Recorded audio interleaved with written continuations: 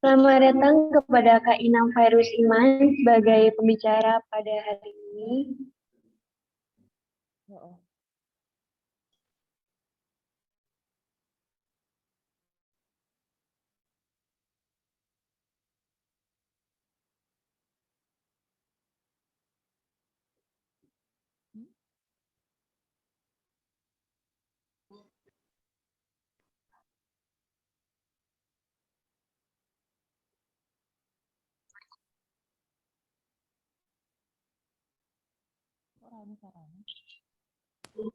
Assalamualaikum warahmatullahi wabarakatuh. Selamat pagi teman-teman fasilitator Student Development Program FEUNY 2021. Gimana nih kabarnya? Semoga selalu sehat dan bahagia ya. Saya ucapkan selamat datang di workshop fasilitator yang kedua. Alhamdulillah, puji syukur kita panjatkan pada Tuhan Yang Maha Esa. Atas rahmat dan karunia-Nya, kita dapat berkumpul untuk bersama-sama mencari ilmu yang bermanfaat untuk kita semua.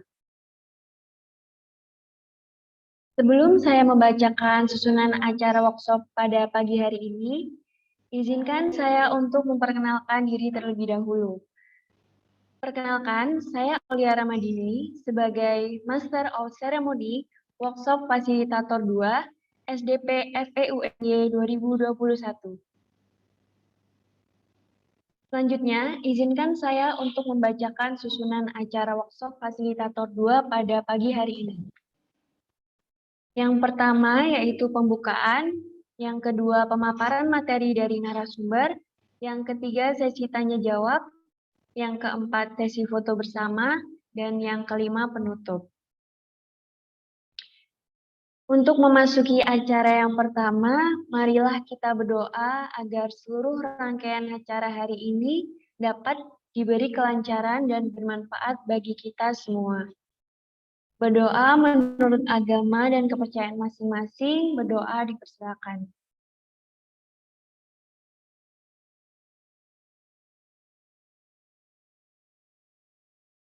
Berdoa cukup.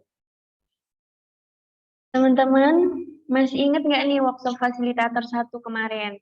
Jadi ini workshop lanjutan dari workshop fasilitator 1, yaitu dikhususkan per bidang. Dan kali ini saya akan membersamai jalannya acara untuk para fasilitator entrepreneur.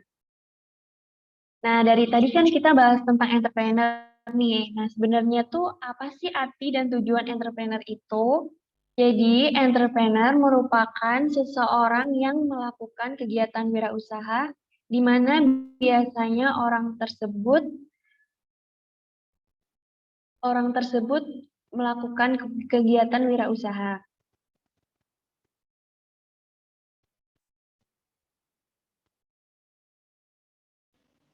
Nah, biasanya nih wirausahawan menentukan cara produksi baru, membuat standar operasional, memasarkan produk, dan bisa mengatur modal untuk operasional.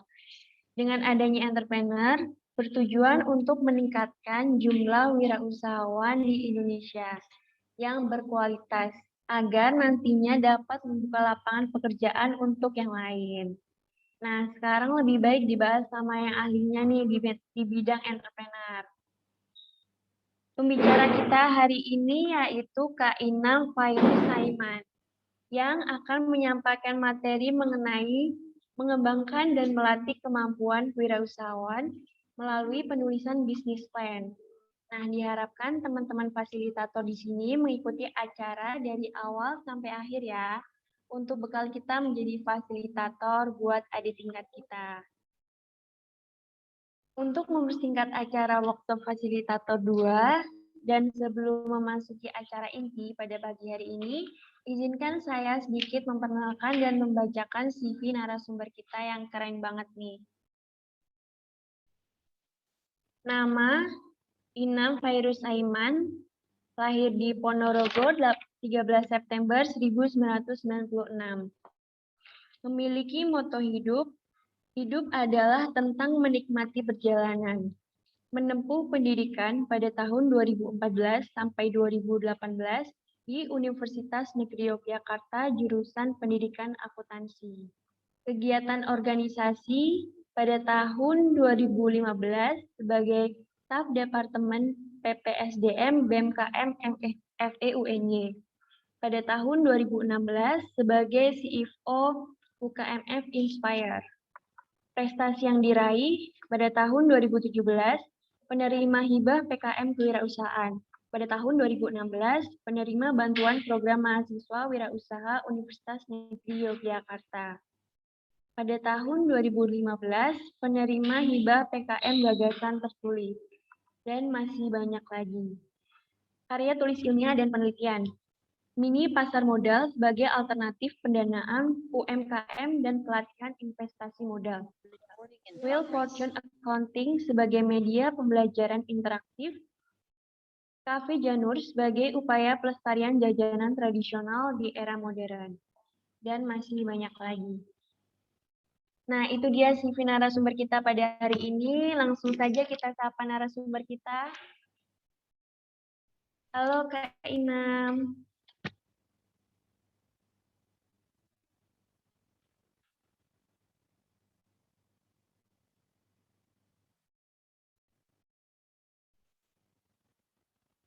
Halo Kak Inam, apakah suaranya dapat terdengar? Halo, halo. Maaf. Nggak Halo biasa Kak. nge-zoom. Gimana nih Kak kabarnya Kak? Alhamdulillah baik. Alhamdulillah. Gimana Kak kesibukannya kali ini? Hari ini sekolah kan Sabtu libur ya. Kebetulan saya ngajar, jadi kalau hari Sabtu kan libur. Jadi aman. Nggak sibuk hari ini. Oke Kak. Kepada Kak Inam, saya persilakan untuk memaparkan materi yang akan dibawakan. Silakan Kak. Ini ya, screen sharing-nya kok nggak mau? Masih disable, tolong diaktifkan. Oke, sebentar Kak.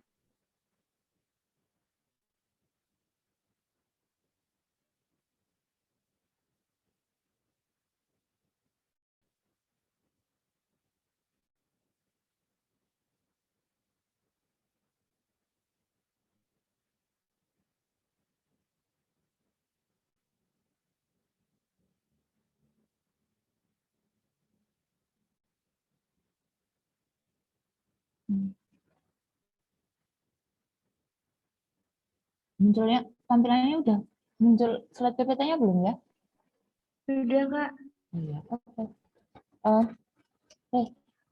Terima kasih atas waktu yang diberikan kepada saya hari ini. Sebenarnya saya bingung juga kenapa kok saya yang diminta untuk jadi pembicara kayak gitu. Cuma setelah baca materinya, oh ya udahlah nggak apa-apa. Karena sebenarnya kalau untuk urusan bisnis sendiri, saya punya pengalaman ya untuk urusan perusahaannya kayak gitu. Cuma kalau untuk penyusunan bisnis plan ya, alhamdulillah memang biasanya dari dulu waktu masih di UFP juga sering diminta untuk jadi mentor untuk pelatihan penyusunan bisnis plan ataupun proposal karya tulis ilmiah seperti itu. Oke, saya nggak akan ngasih materi banyak, kita nanti akan banyak tanya jawab aja, karena saya juga bingung sebenarnya mau ngasih materi apa. Intinya kemarin diminta untuk menyampaikan bisnis plan kayak gitu ya. Sebenarnya bisnis plan itu apa sih? Bisnis plan itu adalah rencana bisnis, jadi langkah awal untuk mewujudkan suatu bisnis yang dibuat dalam bentuk tertulis. Tujuannya apa? Tujuannya itu untuk sebagai panduan dalam menjalankan bisnis, juga untuk meminimalisir risiko kerugian. Jadi kalau bisnis kan pasti ada untung dan rugi ya. Jadi untuk meminimalisir sebuah kerugian itu dibuatlah bisnis plan. Tujuannya biar kita punya perencanaan. Oh, bisnis ini mau jalan kemana kayak gitu. Kemudian juga untuk sarana mencari sumber dana. Karena kalau misalnya mau minta pendanaan, baik itu pendanaan ke investor maupun nanti misalnya untuk lomba-lomba kan pasti ada hadiahnya. Kemudian untuk hibah, kalau yang saya tahu kalau yang di kampus itu selalu ada adalah PKMK dan juga PMB. Masih ada PMB kan ya? Kayaknya harusnya masih ada deh. Karena itu program tahunan pemerintah. Kerentanan dikti. Kemudian juga untuk gambaran atau prediksi hasil di masa depan. Karena di dalam bisnis plan itu biasanya nanti mencantumkan harus kas, prediksi arus kas, prediksi pemasaran, seperti itu. Kemudian isinya apa saja sih? Isinya itu bermacam-macam. Tergantung nanti yang pertama adalah format yang diminta. Karena nanti kalau untuk lomba, terutama untuk lomba ya, tiap pelaksana lomba nanti akan punya format yang berbeda-beda seperti itu. Nanti tergantung diminta apa, nah disesuaikan saja. Atau mungkin, tapi kalau intinya itu yang jelas ada ringkasan eksekutif atau eksekutif summary. Jadi gambaran umum perusahaannya itu seperti apa, kemudian visi misi, kemudian latar belakangnya kayak gitu.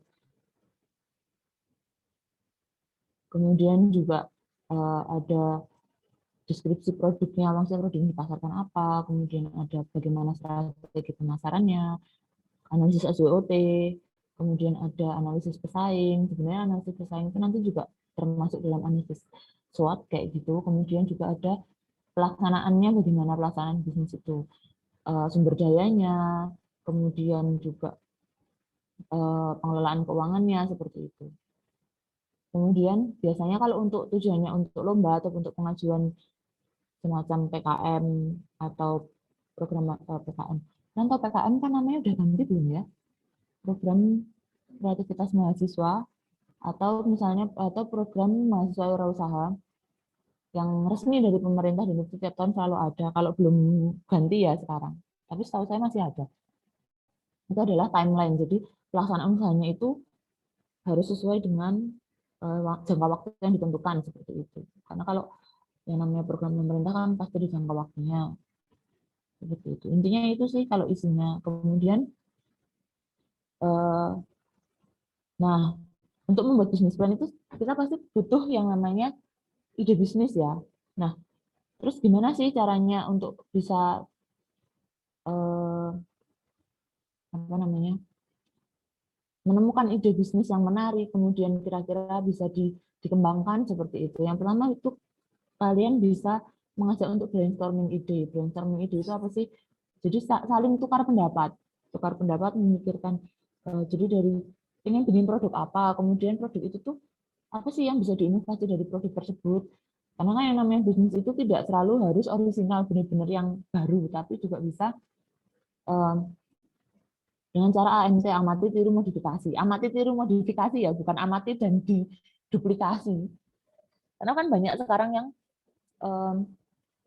bisnisnya itu tuh hanya duplikasi, jadi produknya udah ada, kemudian ya udah pokoknya bikin itu yang sama persis. Itu sebenarnya bagus ketika memang lagi trennya, tapi tidak bagus untuk jangka panjang. Karena apa? Karena kalau misalnya cuman asal nyontoh, itu kita tidak bisa mengembangkan bisnis itu. Atau misalnya nanti sudah bukan trennya lagi, kita udah mentok sampai di situ. Maka lebih baik kalau misalnya ada inovasi-inovasi baru ketika membuat suatu bisnis. Kemudian juga pertimbangkan minat kalian. Misalnya ketika mau bikin bisnis nih, kemudian jangan jauh-jauh dari apa yang kalian suka. Karena apa? Yang namanya bisnis itu kan passion ya. Kalau misalnya terlalu jauh dari apa yang disuka, itu nanti akan separuh hati mengerjakannya. Nah, padahal kalau bisnis separuh hati itu juga tidak akan berjalan dengan baik seperti itu, atau tidak maksimal. Kemudian juga lihat apa yang sedang dibutuhkan oleh masyarakat, kemudian apa yang dibutuhkan kita sendiri sebagai pribadi. Pribadi kita tuh butuh apa? Kira-kira kalau kalian sebagai mahasiswa itu butuhnya apa sih? Oh, butuhnya misalnya buku paket. Kalau buku paket enggak ya?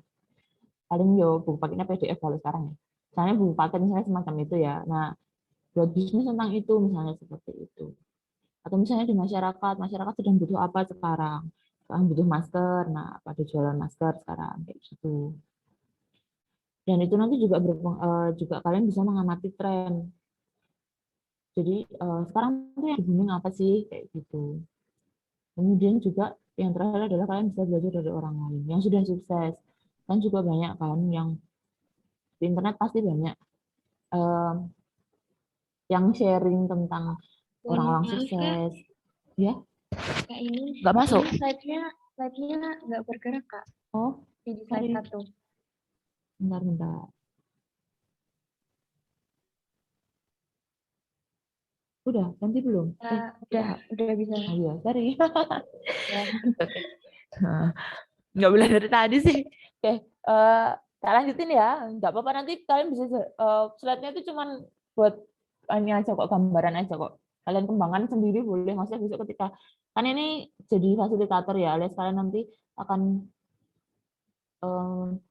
apa ya, menyampaikan ilmu ini kembali ke adik-adik tingkat kalian. Nah, sebenarnya ini slide-nya cuma buat gambaran aja kayak gitu. Kalian boleh kembangkan sendiri materinya sesuai dengan hasil riset kalian sendiri kayak gitu. Oke, saya lanjutkan yang masalah tadi menemukan ide bisnis. Yang terakhir, kalian bisa belajar dari orang lain, dari cerita-cerita sukses. Pasti banyak di internet juga banyak cerita sukses. Kalian bisa lihat dari Instagram. Nah, sekarang tuh dari mana-mana lah, Instagram, Twitter, dan lain sebagainya. Atau misalnya kalian punya kenalan yang sudah punya usaha, kalian bisa mengenalkan besok ketika kalian jadi fasilitator itu mengajak adik-adik tingkat kalian untuk berkenalan dengan pelaku usaha yang sesungguhnya, yang dari background yang sama kayak gitu. Misalnya kalian mahasiswa ya, jangan cari narasumber yang udah tua kayak gitu, karena tidak relevan dengan pengalaman hidup kalian kayak gitu. Karena kalau bisnis itu kan kembali lagi, bisnis itu adalah passion, jadi sebisa mungkin sedekat mungkin dengan apa yang kalian rasakan, apa yang kalian alami kayak gitu. Kemudian selanjutnya adalah bagaimana sih, kemarin materi yang diminta adalah bagaimana menyusun bisnis plan yang baik. Sebenarnya tidak ada aturan baku ya untuk menyusun bisnis plan itu. Cuman intinya itu cuman ada 3 hal. Kalau selama ini ya, selama yang saya alami ketika menyusun bisnis plan untuk lomba terutama, karena biasanya kalau nggak buat lomba juga tidak merasa termotivasi, karena mungkin karena basically saya bukan yang passionnya di entrepreneur banget kayak gitu. Cuman kalau untuk misalnya untuk pengajuan hibah atau pengajuan lomba dan semacamnya, itu ada 3 poin penting saja yang perlu kalian amati. Yang pertama adalah riset pasar. Riset pasar, yang kedua adalah kemas dengan menarik, dan yang ketiga adalah marketing dan keuangan. Penjelasannya gimana? Untuk riset pasar itu sebenarnya diperlukan untuk mencari peluang bisnis. Pasti untuk kita tahu apa sih yang kira-kira laku dijual, baik itu jasa maupun produk, atau kalimat bisnis yang lain, itu adalah ada peluang yang bisa dikembangkan. Nah, itu tahunya dari mana? Tahunya dari kita mengamati tren, mengamati pasar, seperti itu. Kemudian menemukan tujuan bisnis. Tujuan bisnis kalian itu apa? Apakah sekedar mencari keuntungan pure untuk kalian, atau kalian mau mencari keuntungan sekaligus mengembangkan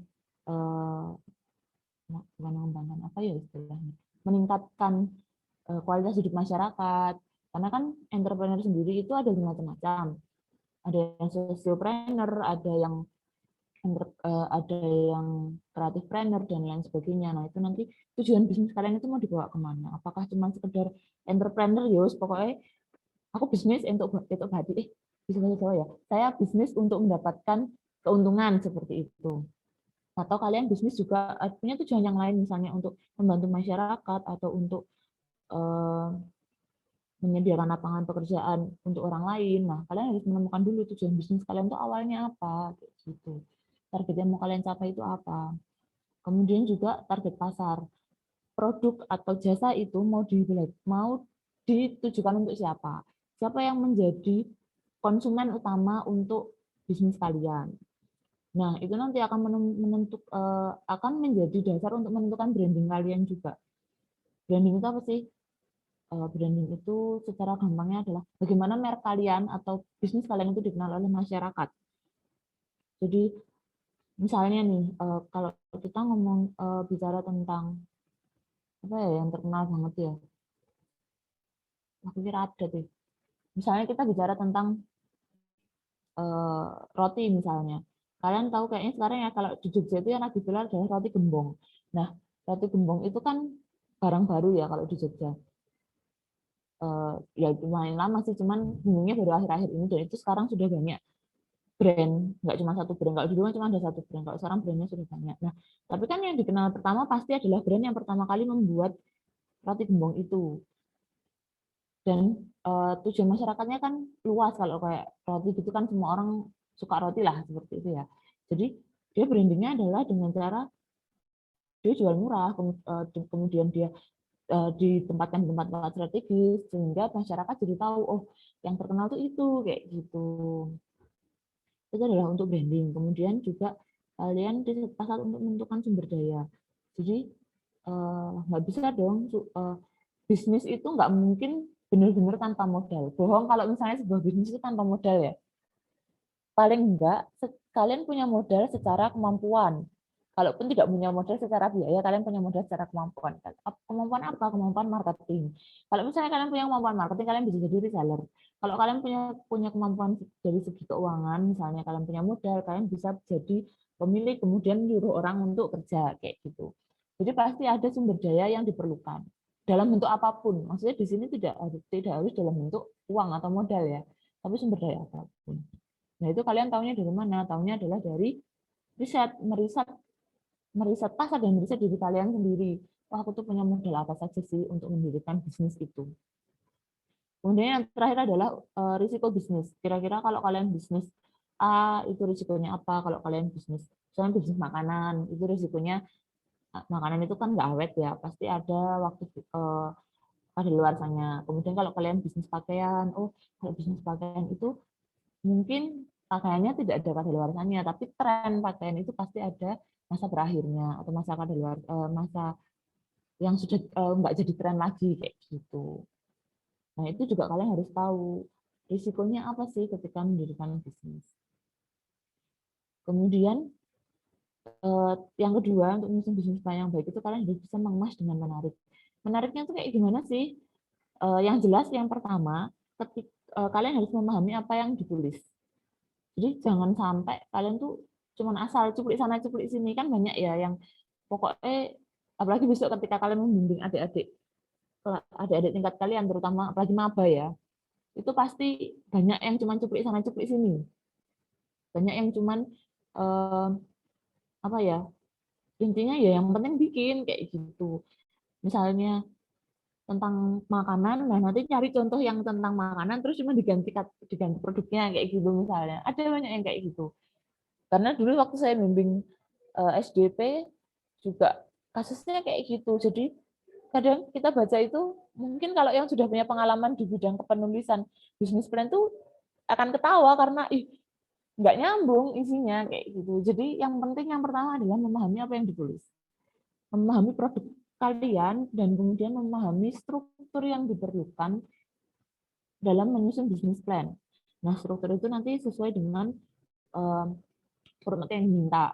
Jadi kalian tentukan dulu formatnya, ada panduannya, biasanya gitu ya.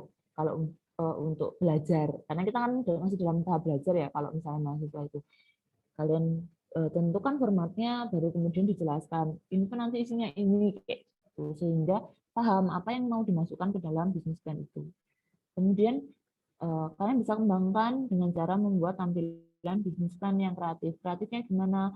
Misalnya dikasih header dan footer yang menarik, yang relevan dengan produk itu, tapi jangan berlebihan. Jadi jangan sampai header atau gambar lah, kita katakan gambar seperti itu ya, untuk menghias bisnis plan kalian itu sampai menutup atau mengalahkan inti dari proposal bisnis kalian. Kemudian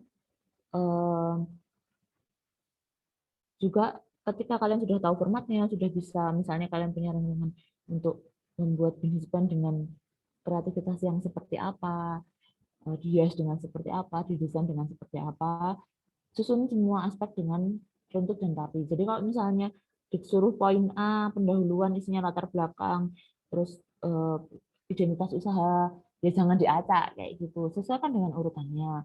Kemudian susun dengan rapi, tata tulisnya seperti apa, jangan sampai berantakan, typo, dan lain sebagainya. Basic lah, kalau misalnya sebagai mahasiswa, basically kan harus tahu tata tulis, tata format penulisan kayak gitu. Kemudian juga tonjolkan ide kalian yang kreatif dan inovatif. Tapi jangan terlalu wow sehingga tidak bisa dilaksanakan. Misalnya gini, ketika kalian jadi mahasiswa terus mau bisnisnya misalnya mau bisnis properti kan nggak mungkin.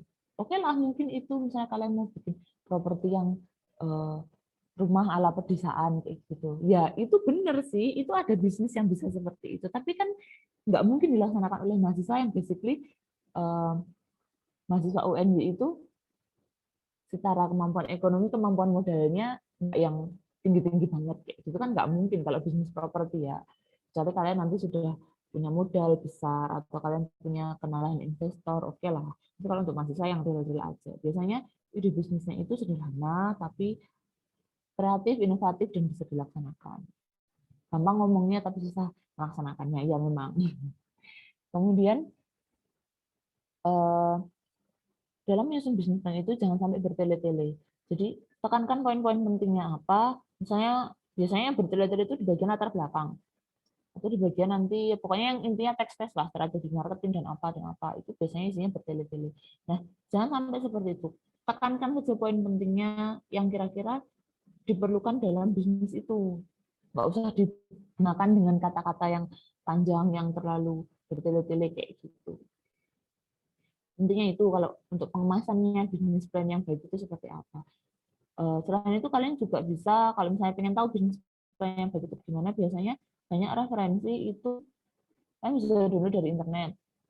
Biasanya kalau bisnis plan itu sudah lolos di mana gitu, adalah yang mau nge-share di internet itu bisa dijadikan sebagai contoh. Juga biasanya yang banyak itu adalah nge-share tentang PKM. PKM itu lebih ke format karya tulis sih, cuman kalian bisa ambil inti-intinya, ide-ide dari PKM itu, cara penyusunannya seperti apa, kayak gitu. Tapi mungkin lebih relevan kalau proposal bisnis ya, jangan PKM. Karena kalau PKM kan terlalu teoritis, kayak gitu. Kemudian yang terakhir adalah poin apa yang akan banyak diublek-ublek apa ya, akan banyak ditanyakan atau dinilai itu poinnya apa sih ketika kalian menyusun ide bisnis. Poin yang ditonjolkan itu yang pertama jelas produknya jasa ataupun barang yang kalian akan pasarkan atau kalian akan bisniskan. Kemudian yang kedua adalah strategi marketing. Kalau strategi marketingnya bagus, biasanya dia menjadi nilai tambah. Karena yang penting dalam bisnis itu cuman 3 itu, produk, bagaimana kalian memasarkan, bagaimana kalian mengelola keuangan. Karena kunci dari bisnis itu sebenarnya cuma 3 itu. Makanya yang biasanya kalau misalnya untuk lomba terutama ya, lomba di luar kampus atau misalnya untuk pengajuan proposal pendanaan dan lain sebagainya. Wah, intinya untuk nyari hadiah atau untuk nyari investor, itu yang ditanyakan biasanya 3 itu. Yang pertama adalah produknya apa, inovasinya di mana, bedanya dengan produk yang sudah ada apa. Yang kedua adalah strategi marketing, minimal kalian bisa gunakan 4P, produk, price, place, dan promotion. Kemudian yang ketiga adalah manajemen keuangan. Manajemen keuangan itu biasanya diminta simple kok, cuman break even point. Break even point itu apa ya dalam bahasa Indonesia? Titik pulang balik. Jadi kalian harus jual produk itu berapa piece sehingga kalian bisa balik modal. Seperti itu. Nah, seringnya kesalahannya di BEP itu adalah ada biaya-biaya yang tidak diperhitungkan. Jadi kalian cuma ngitung biaya variabelnya saja, tapi biaya tetapnya yang kayak pengusutan dan lain sebagainya itu nggak dihitung. Tapi itu juga harus dihitung kayak gitu. Kemudian juga ada biasanya yang diminta adalah proyeksi liability dan arus kas atau operasional dan arus kas. Yang poinnya untuk keuangan cuma itu sih. Intinya nanti yang akan diblok-blok ketika kalian maju lomba atau misalnya kalian maju ke investor atau penyedia dana pun yang akan ditanyakan adalah 2 itu. Marketingnya bagaimana, kira-kira itu laku atau enggak, dan kemudian keuangannya bagaimana, kira-kira akan rugi atau laba kayak gitu. Dan itu harus disusun dengan sangat baik.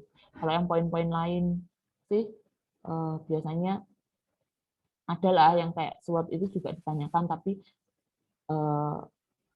kalaupun misalnya kalian mungkin secara SWOT-nya kurang, yang penting yang positifnya ditonjolkan banyak, yang negatifnya dikurangi kayak gitu.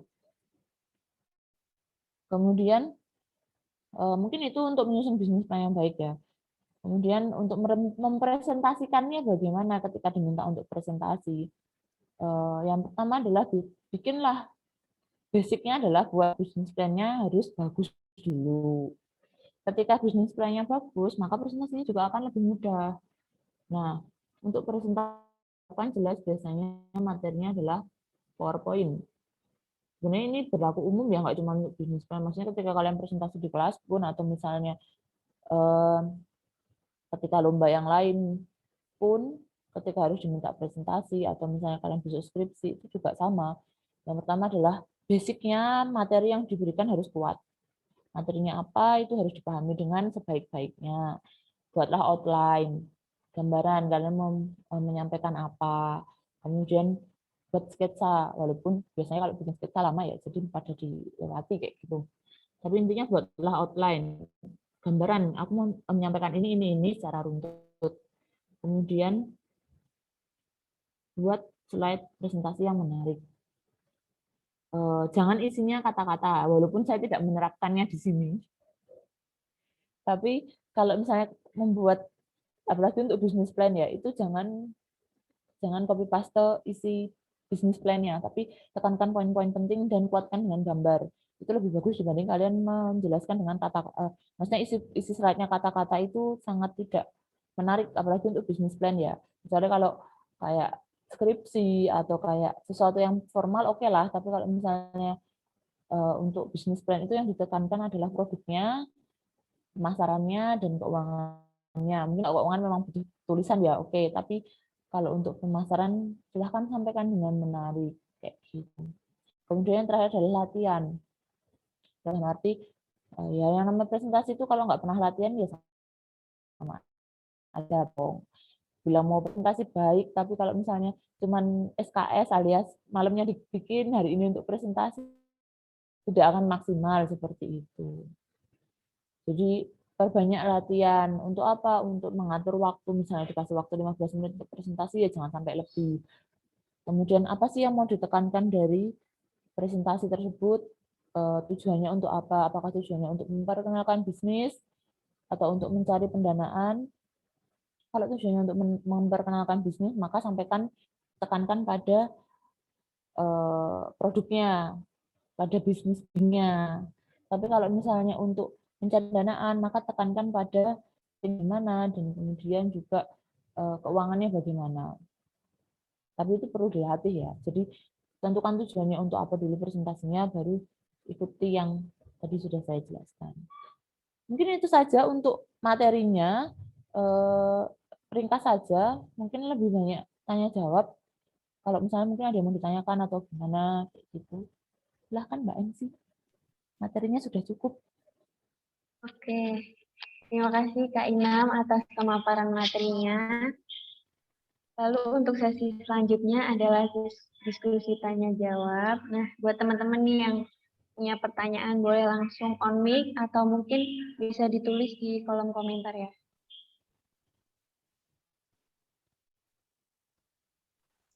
Tadi ini saya mau bertanya. Oh ya, silakan Mbak Azima. Saya Ima Fitriana. Saya mau bertanya, kalau untuk proposal bisnis plan ini, misalnya kan anak-anak kita tuh udah bagus, tapi untuk misalnya proposalnya tuh udah bagus ya punya anak-anak itu. Terus untuk bagian penyusunan finansialnya sendiri itu mereka masih bingung, dan kita sendiri sebagai fasilitator kadang juga masih bingung untuk penyampaiannya. Nah, kira-kira kalau dari Kak Inam sendiri solusinya gimana, Kak? Terima kasih. Langsung dijawab gimana? Iya Mbak, boleh langsung dijawab. Oh iya. Oke, pertanyaan yang bagus ya. Emang biasanya kelemahannya di situ ya. Kelemahannya adalah di bagian keuangan. Karena saya juga pas bimbing 2 tahun membimbing SDP, ngurusin SDP yang masalah bisnis plan itu memang kelemahannya di situ. Sebenarnya lebih kayak gini sih, poin pentingnya adalah ketika menyusun keuangan itu yang paling penting adalah BEP.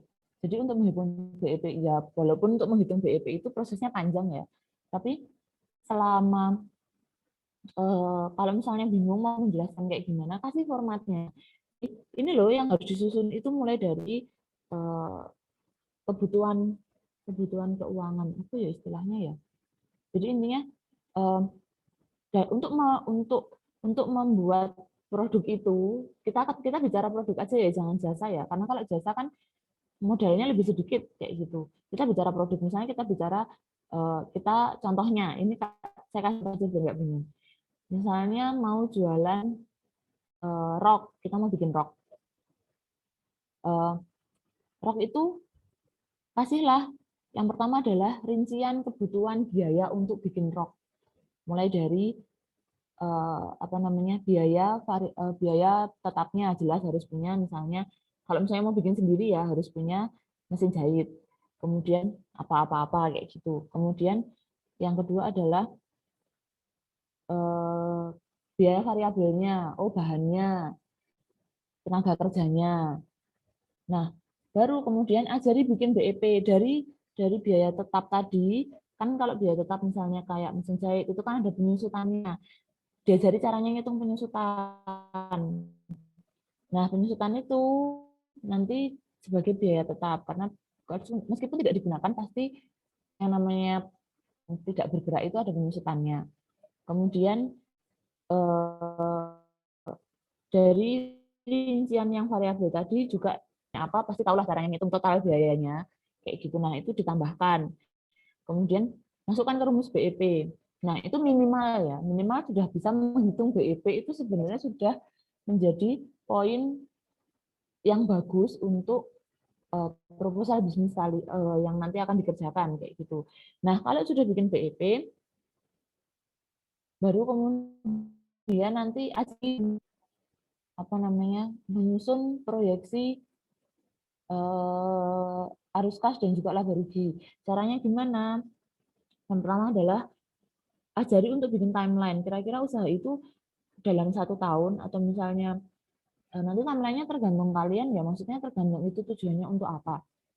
Kalau misalnya tujuannya untuk lomba yang lombanya statusnya bisnis plan, otomatis kan biasanya timeline-nya minimal setahun lah, setahun kayak gitu. Tapi kalau misalnya untuk PMW atau untuk PKM, kalau PKM biasanya cuma 3-6 bulan, kalau PMW itu setahu saya bisa setahun.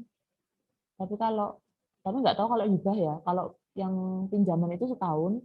Nah, buat timeline dulu dari tahulah ya caranya bikin timeline ya, dari tanggal ini sampai tanggal ini mau ngapain, tanggal ini nanti targetnya mau ngapain, tanggal ini targetnya mau ngapain. Nah, kemudian untuk bisnis, untuk dari timeline itu kalian susun kira-kira kebutuhan biayanya, misalnya pasti kalau bisnis itu kan butuh riset dulu. Nah, di riset itu nanti habis biaya berapa, nanti masukkan ke dalam biaya riset. Kemudian untuk pembuatan produknya itu membutuhkan membutuhkan waktu berapa lama, kalikan dengan biaya tenaga kerja, terutama tenaga kerja ya, karena kalau bahan kan nggak terpengaruh dengan waktu tenaga kerjanya. Kalian masukkan ke dalam nanti biaya tenaga kerja kayak gitu. Kemudian biaya variabelnya diperkirakan kira-kira untuk memperoleh keuntungan, kan harus menentukan dulu kalian mau memperoleh keuntungan berapa. Untuk memperoleh keuntungan misalnya dalam sebulan itu targetnya mau untung 1 juta kayak gitu ya. Nah, kasih tahu ketika mereka tuh pengen target 1 juta dalam 1 bulan labanya, maka mereka harus jual berapa kayak gitu. Dan itu nanti diketahuinya juga dari ngitung BEP. Jadi misalnya dengan BEP sekian, dengan produk menjual produk sekian itu BEP, balik modal dulu. Nah, produk selebihnya itu kan nanti cuma dikurangi biaya variabel saja. Maka untuk mendapatkan keuntungan, maka harga jual dikurangi variabel, nanti akan hasilnya keuntungannya berapa. Jadi untuk mencapai target 1 juta, keuntungan 1 juta itu tadi, maka harus jual produk berapa kayak gitu. Nah, itu juga kalian harus jelaskan kayak gitu ya. Jadi intinya ketika ngajarin keuangan, kan kalian anak ekonomi ya, jadi sebenarnya basic keuangan itu pasti kalian akan dapat. Cuman tinggal jelasinnya itu memang harus pelan-pelan kalau misalnya ke mahasiswa baru, karena nggak semua dari mereka itu punya latar belakang IPA atau ekonomi atau bahkan mungkin akuntansi kayak gitu. Banyak yang latar belakangnya mungkin dia alih jurusan sehingga yang nggak tahu yang namanya break even point. Jadi dijelaskan satu persatu. Teorinya dulu dijelaskan, kemudian dari teori itu kalian breakdown menjadi ini loh yang harus diisi. Kasih formatnya aja kalau misalnya bingung.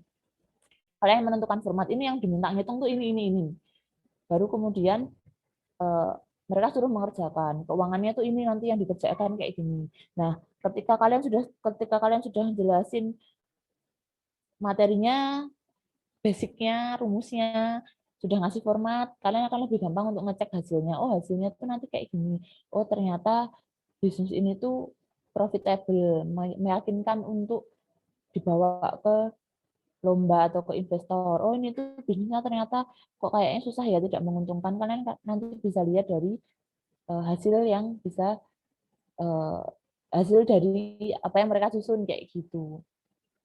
Intinya itu sih kalau misalnya keuangan, dan juga tekankan bahwa harus realistis dalam arti ketika menyusun keuangan itu misalnya kalian masih mahasiswa kan, kalian produksi barang sendiri.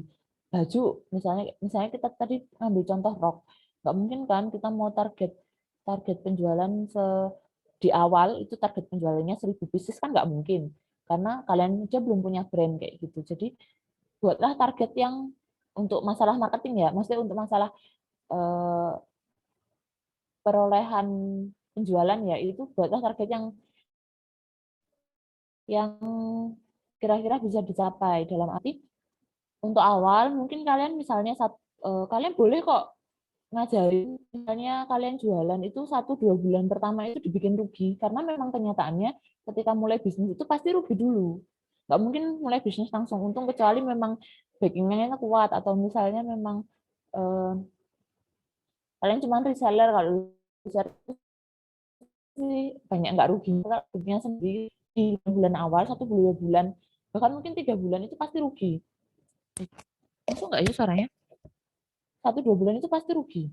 Nah, baru jadi nggak apa-apa ketika melakukan proyeksi keuangan, proyeksi finansial itu 1-2 bulan dibuat rugi. Baru nanti kalian di bulan ketiga atau bulan keempat dan itu nanti harus bisa menutup kerugian yang 1-2 bulan pertama yang kalian masih riset dan lain sebagainya. Intinya dijelaskan kayak gitu sih kalau untuk keuangan.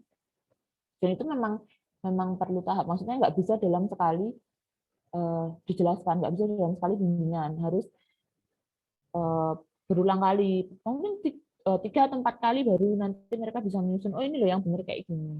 Dan itu memang harus bertahap. Itu sih kalau dulu pengalamannya kayak gitu. Mungkin sudah menjawab atau belum ya? Untuk tadi yang bertanya. Gimana nih Mbak Ima, apakah udah puas dengan jawabannya? Baik, cukup puas dengan jawabannya. Terima kasih ya Kak Inam. Iya, sama-sama. Oke, terus ada pertanyaan lagi nih Kak dari Dea Sukma. Mengenai penyusunan proyeksi laba rugi atau arus kas, nah dalam bisnis plan kan bisa jadi bisnisnya belum berjalan gitu, kayak masih rencana. Nah, penyusunannya proyeksi laba rugi arus kasnya itu kira-kira atau disesuaikan dengan apa ya Kak? Kalian jurusannya apa toh? Ada ini ya, aduh gimana jelasinnya ya. Jadi gini, intinya ketika kan kalian tadi udah ngitung BEP, ya tuh kan kalian untuk ngitung BEP itu kan sudah tahu biaya. Namanya BEP itu nggak mungkin kalau nggak ada biaya, namanya bisnis nggak ada biayanya itu nggak mungkin.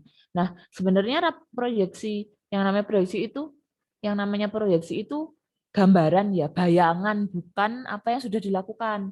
Jadi kalau misalnya dicantumkan proyeksinya itu ya gambarannya aja. Misalnya kalau laba rugi itu gambarannya gimana, oh dalam waktu 1 tahun itu nanti kira-kira kalian bisa jual berapa produk. Otomatis kalau kalian bisa mentarget jual berapa produk, kalian bisa ngitung dong biaya variabel yang dibutuhkan itu jumlahnya berapa. Misalnya kalau kita tadi ambil contoh rok itu misalnya kainnya per rok itu kalian butuh 2 meter. Grand meter harganya 25.000 per meter. Berarti kan per pieces per satu rok itu kalian membutuhkan biaya kain 50.000. Nah, kalian kan bisa ngitung tuh. Oh, berarti nanti biaya bahan itu 50.000 kali kalian targetnya berapa. Terus kemudian biaya untuk beli benang perlengkapan dan perlengkapan misalnya kayak benang, kemudian kancing misalnya ada kancingnya, terus tali atau kolor kayak gitu. Kan kalian bisa memperkirakan kira-kiranya itu berapa untuk membuat sekian rok yang mau kalian jual di tahun itu kayak gitu. Nah, itu nanti sebagai faktor biayanya ya kalau di laba rugi ya kita bicara laba rugi. Kemudian untuk pendapatannya jelas getahnya. Dalam satu tahun kita mau jual 1.000 rok kayak gitu. 1.000 rok berarti misalnya harga per roknya adalah 125.000. Berarti kan pendapatannya adalah 1.000 kali 125.000 berapa? Itu targetnya kayak gitu loh. Kemudian biayanya berarti tadi 50 kali 1.000 rok ya untuk bahannya itu berapa. Kemudian perlengkapannya yang lain-lain yang perintilan-perintilannya itu berapa. Nah, itu kalian hitung. Kemudian nanti ada biaya tetap kayak penyusutan, lagi ya penyusutan, kemudian oh ya nanti ada tenaga kerja juga. Tenaga kerja itu variabel ya, tenaga kerjanya nanti berapa per rok. Misalnya kalian jahitin satu rok itu 50.000, nah berarti 50 kali 100 kayak itu. Kemudian nanti ada penyusutan alat kalau misalnya kalian punya alat sendiri, atau misalnya kalau nggak punya alat sendiri karena kan ada yang dia mau bikin sendiri, berbikin sendiri, ada yang penting kita cari produsen, nanti kita tinggal jualin kayak gitu. Nah, itu juga harus kalian pertimbangkan. Kalau misalnya cari produsen aja, kita tinggal jualin, kita tinggal marketingin,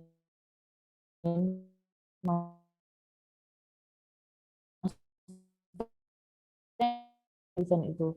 Kita punya nanti modalnya, kita beliin bahan, nanti kita jahitin gitu. Itu kalian berarti nggak perlu yang namanya mesin jahit dan biaya penyusutan lain sebagainya itu nggak usah dihitung, langsung aja berarti semuanya biaya variabel. Kemudian kalian bisa dari situ sudah bisa ngitung, oh berarti pendapatan selama setahun itu berapa, nanti biayanya berapa lah, nanti kan kalian sudah ketemu laba atau ruginya dalam waktu 1 tahun. Itu untuk proyeksi laba rugi ya, simpel kok, gampang bikin proyeksi itu. Kemudian untuk proyeksi arus kasnya, gambaran atau rencana arus kasnya itu, arus kas itu kan faktornya ada 3 kalau untuk bisnis ya. Arus kas dari operasi, investasi, dan pendanaan. Biasanya kalau investasi dan pendanaan, kalau pendanaan biasanya intinya dari atas deh. Operasi, investasi, pendanaan. Kalian bisa nanti cari contohnya ya. Ini gambaran. Kalau misalnya opsi itu yang untuk bahan, untuk bayar tenaga kerja, untuk marketing, yang kira-kira itu digunakan untuk usaha nanti, untuk biaya yang bikin kerja yang memakan itu juga kalian harus hitung operasi.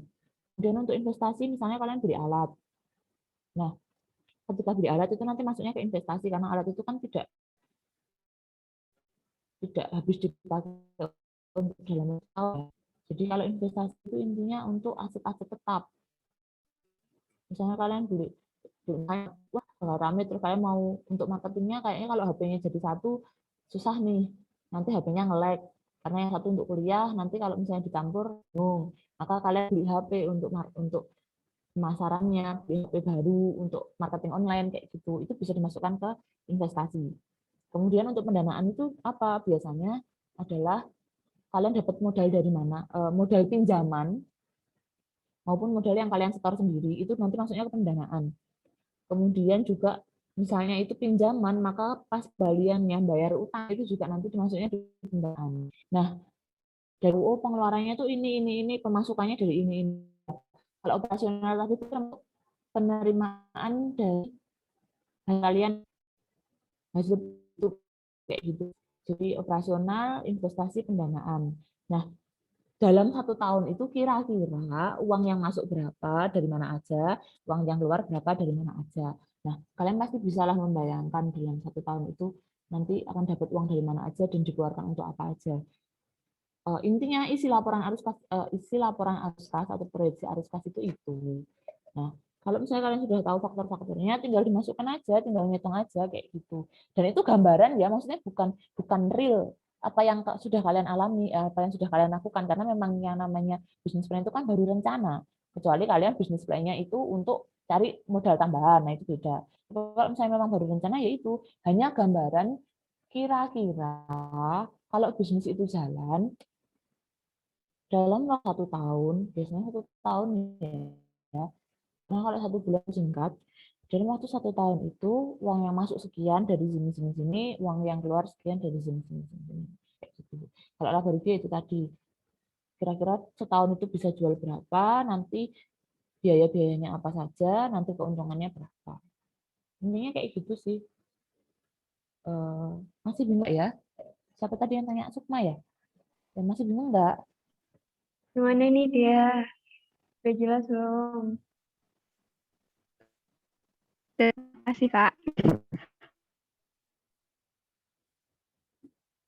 Kalau untuk format-formatnya kalian nanti bisa cari contoh di internet ya, karena kalau nanti saya jelasin format kok dosen kuliah manajemen keuangan tuh. Karena kalau format kalian bisa belajar sendiri masih di kuliah kalian, apalagi yang udah semester berapa berarti? 3 lah harusnya udah dapat manajemen keuangan atau ekonomi bisnis, kayaknya ada di mata kuliahnya. Itu biasanya ada kok sedikit-sedikit membahas tentang itu kayak gitu. Ini ada yang mau tanya lagi?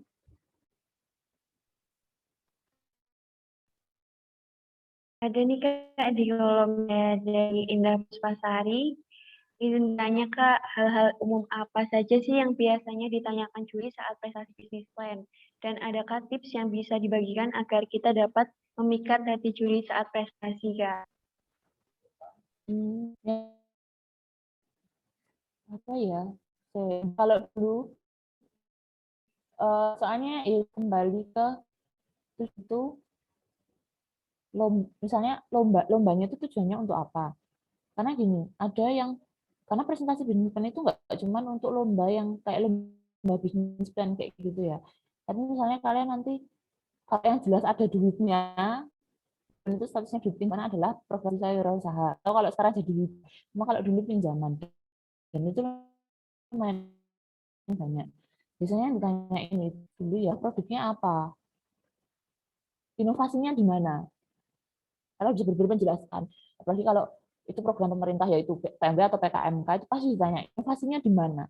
Karena nggak mungkin mereka mau danai kalau misalnya nggak itu bukan produk yang inovatif atau bukan produk yang kreatif atau bukan produk yang beda dari yang lain. Kalau produknya cuman misalnya katakanlah cuman jualan gorengan tahu tempe, kreatifnya di mana? Pasti nggak akan dapat pendanaan kayak gitu karena yang dicari adalah inovasinya kayak gitu. Itu yang pertama, inovasinya di mana? Produknya apa, inovasinya di mana dibandingkan produk yang sudah ada. Kemudian yang kedua adalah biasanya ditanyakan adalah emang beneran bisa jalan bisnisnya kayak gitu. Dalam arti real nggak sih kalian bisa menjalankan bisnis itu? Misalnya kalian punya bisnis, kalau saya dulu tuh punya bisnis yang lolos di PKMK itu ya, yang kewirausahaan itu adalah kafe. Itu yang ditanyakan adalah emang benar bisa jalan dengan nilai segitu? Karena waktu itu hibahnya hibah 10 juta itu kalau buat kafe kan kayak mustahil gitu ya. Emang bisa beneran jalan? Yang ditanyakan adalah itu. Dengan mudah beneran jalan bisa menjelaskan ya emang bisa sewanya yang sudah terlalu mewah dulu atau sewanya yang strategis tapi biasanya nggak tinggi. Kemudian kalau misalnya belum bisa dine in, kalau karena saya dulu kafe ya, kalau belum bisa dine in maka jual produk itu dengan cara drive thru. Berarti kan tidak harus menyediakan tempat untuk makan. Kemudian itu juga akan mengurangi biaya sewa tempat karena berarti nggak tempat yang terlalu luas. Kemudian juga produknya mungkin produknya kalau yang namanya kafe harusnya kita jual dulu apa sih yang menjadi signature produknya. Signature produk kita adalah apa kayak gitu, sehingga bisa menekan pengeluaran-pengeluaran yang tidak perlu kayak gitu. Kemudian nggak usah pakai karyawan dulu, karena kalau karyawan otomatis kan bayar gaji, maka ditungguin sendiri. Nanti pasti juga akan dikit di situ. Nggak pakai karyawan terus semuanya kuliah, berarti kita bukanya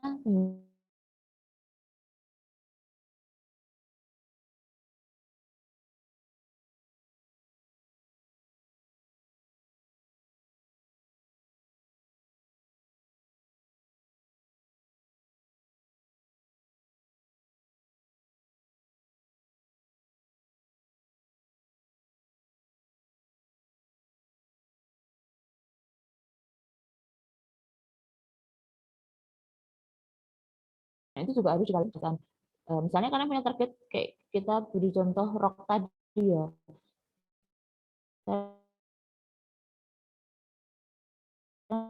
Punya target 1000 pieces rok setiap tahun. Dalam 1 tahun itu 1000 pieces. Tapi dari mana kayak gitu ya misalnya. Nah, kalian nanti bisa menambahkan dengan data misalnya, oh mahasiswa FE itu yang cewek berapa sih? Misalnya mereka itu satu orang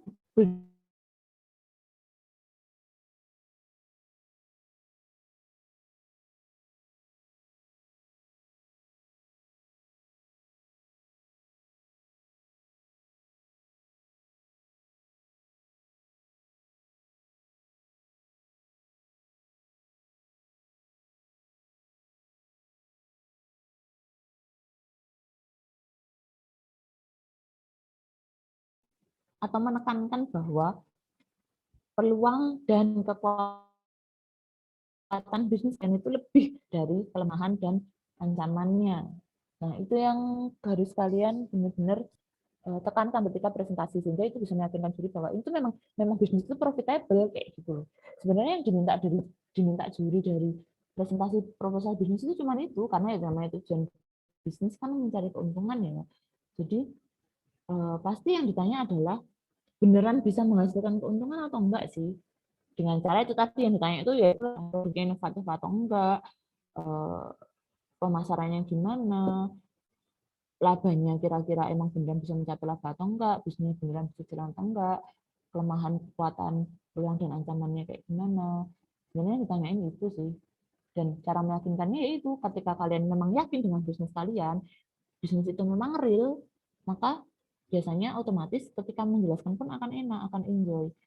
Dan jangan sampai kalian, ini yang harus dihati-hati ketika presentasi, jangan sampai menarik kembali atau misalnya mengcounter itu apa ya, jadi menjelaskan kebalikan dari apa yang tadi sudah kalian katakan. Ketika kalian ngomong A, jangan sampai di kalimat kalian berikutnya itu kalian mengcounter atau mengatakan yang sebaliknya gitu.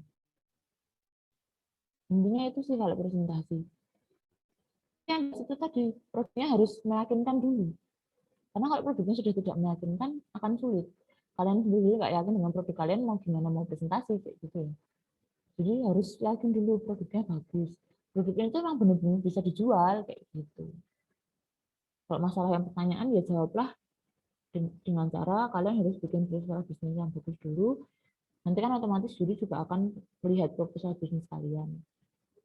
Dan kalian harus tahu kelemahan proposal bisnis kalian itu di mana, sehingga nanti kalau juri tanya di bagian kelemahan-kelemahan yang mungkin kalian miss, kalian mungkin kemarin ragu-ragu, itu kalian bisa jawab. Ini kayak gitu. Ada lagi? Oke Kak, ini dari Mas Didit ada pertanyaan lagi nih Kak. Kak, izinnya sebenarnya dalam penilaian bisnis plan itu yang dinilai lebih ke kebermanfaatannya, inovatifnya, atau kreatifnya sih? Karena pandangan teman-teman banyak yang menganggap bisnis plan itu mengangkat startup dan bahkan beberapa menganggap usaha-usaha yang dilihat itu tidak akan menang gitu Kak. Oh, gimana? Gimana? Bisnis plan itu yang dilihat apa? Ya, bisnis plan itu yang dilihat apa Kak? Dan ini biasanya kan mengangkat startup dan bahkan menganggap usaha-usaha yang dilihat biasa Yang kayak usaha biasa aja gitu nggak bakal menang gitu, Kak. Hmm. Ada. Sebenarnya agak bingung dengan konsep startup. Setahu saya namanya startup itu tuh ya memulai bisnis dalam hal tapi dengan cara yang lebih modern kayak gitu kan. Maksudnya yang mau kalian bisniskan itu bisa apa aja kayak gitu loh. Ya, itu tadi prinsip dari bisnis itu adalah mencari produk yang kreatif dan inovatif tapi juga real atau dibutuhkan oleh masyarakat dan bisa dijual. Jadi kalau dibilang yang ditekankan apa? Kembali ke tujuannya kalian bikin proposal bisnis itu apa? Untuk lomba yang menekankan inovasi atau untuk pendanaan yang dia butuh duitnya balik. Karena itu nanti beda tujuan kalian mau masukin proposal itu kemana, akan beda yang harus kalian tekankan. Kalau misalnya butuhnya adalah lomba kreatif-kreatifan, apa ya istilahnya, yang dinilai adalah kreativitasnya, maka tonjolkan kreativitasnya. Misalnya kita bicara startup, berarti kalau misalnya sejak awal sudah ditentukan bahwa bisnis itu tentang startup atau sesuatu yang inovatif, sesuatu yang baru, maka jangan kalian jualan produk yang biasa-biasa aja. Jangan jualan produk yang orang tuh bisa, orang sekarang sudah banyak punya. Misalnya di cuman jualan makanan, itu kan udah biasa.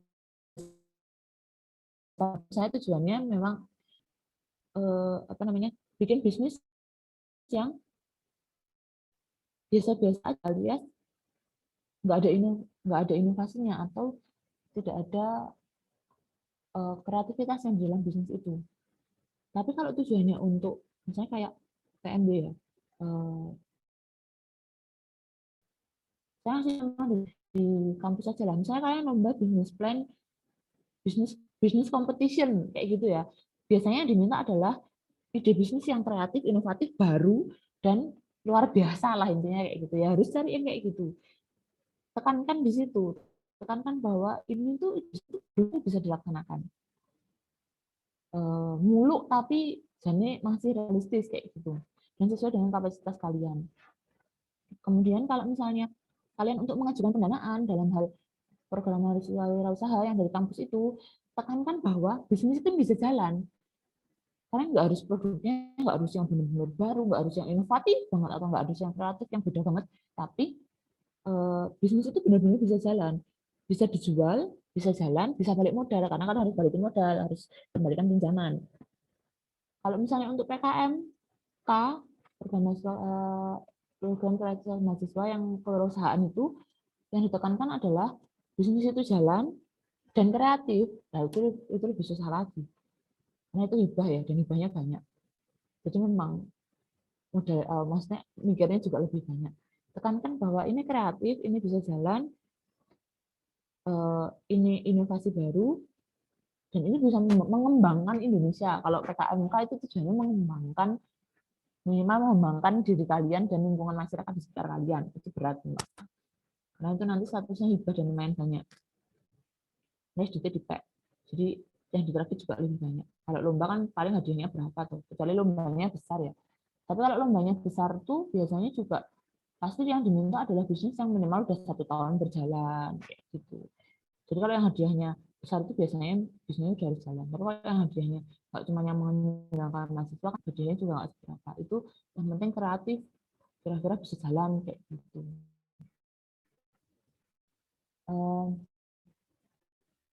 Itu sih tergantung, ini adalah tergantung tujuannya, diikutkan lomba yang seperti apa, dan tuntutan lombanya itu seperti lombanya apa, kreatif atau ide yang biasa-biasa aja, startup atau bukan, tapi adalah lomba itu tentang apa. Kalau lombanya memang tentang startup ya jangan kalian mengajukan ide bisnis kayak atau gorengan kayak gitu. Carilah ide yang berkaitan, yang kreatif, yang bisa kalian laksanakan. Intinya itu ya harus bisa dilaksanakan. Kalian mulu-mulu, wah nanti bikin apa bisnis tentang web developer, tapi kalian nggak bisa mengembangkan ya sama aja. Jadi itu.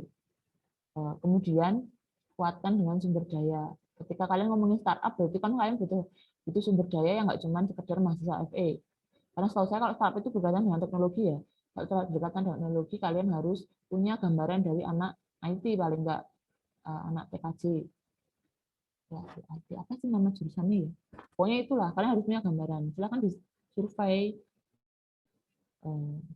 Kalau internal FE sih, kalian tuh ngawur-ngawur sedikit, apa-apa lah. Tapi kalau saya untuk lomba keluar, cari tim dengan menambahkan anak itu untuk, kalau misalnya memang niatnya pengen lomba, maksudnya untuk di luar SDP ya, di luar SDP, karena tujuannya kan pasti nggak cuma bisnis plan-nya nggak cuma buat SDP kan, pasti tujuannya adalah kalian bisa ikut lomba di luar atau misalnya bisa mengajukan pendanaan untuk dapat modal baik dari PMB maupun PKMK, yaitu sesuaikan dengan tema lombanya.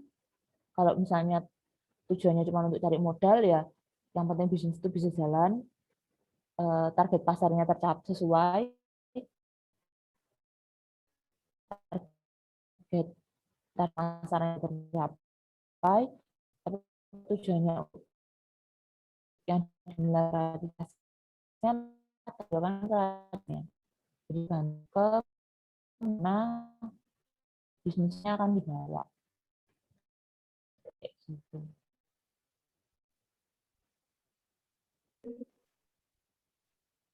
Ada lagi yang mau ditanyakan? Kayaknya ini ada yang lain nih Kak dari Raziulul Azima. Silakan Azima. Ya, halo, suaraku masuk gak ya? Masuk, masuk. Masuk Rim.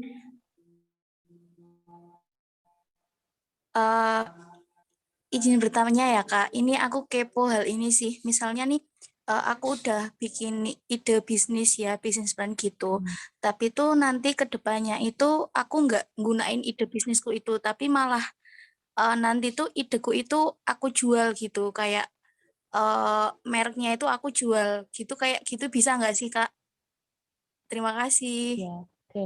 Jadi punya ide, terus idenya nggak mau menjalankan, terus dikasih ke orang gitu ya intinya ya. Ya nggak apa-apa sih, kan itu ide-ide kamu. Boleh, maksudnya ya nggak apa-apa. Itu kan ide kamu. Kamu yang punya hak untuk mau diapakan ide itu. Cuman emang nggak eman-eman. Maksudnya ketika itu idenya meyakinkan. Kalau saya itu prinsipnya gini, ketika kamu punya ide yang bagus, yang kira-kira bisa menghasilkan keuntungan yang banyak, memangnya nggak eman-eman kalau misalnya itu dijual ke orang. Kecuali kalau idenya mungkin kalian terlalu sulit untuk melaksanakan ya. Misalnya apalagi kalau startup kan memang basicnya adalah IT. Jadi mungkin lebih susah untuk anak ekonomi yang notabene berhadapan dengan angka doang kayak gitu. Nggak tahu yang masalah background IT-nya. Ya nggak apa-apa.